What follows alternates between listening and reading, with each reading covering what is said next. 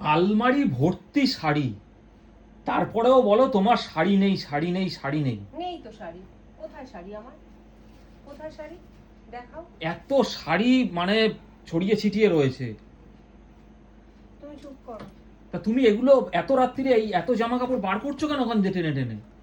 কারণ আছে নিশ্চয়ই, কারণ আছে।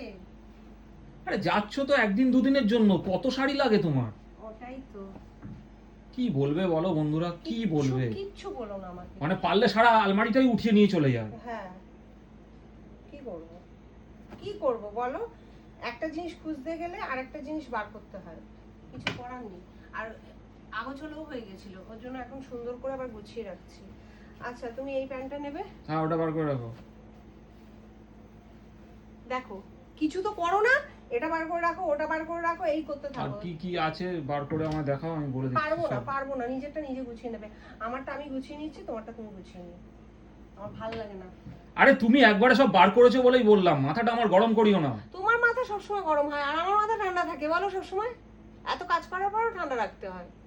মেজাজ কার সাথে নিচ্ছ? মেজাজ দেখাচ্ছি না, তুমি যখন বার করেছো আবার তুমি গোছাবে, আবার আমি বার করব। মেজাজ আমার সাথে নিও না, নিলে লস তোমার।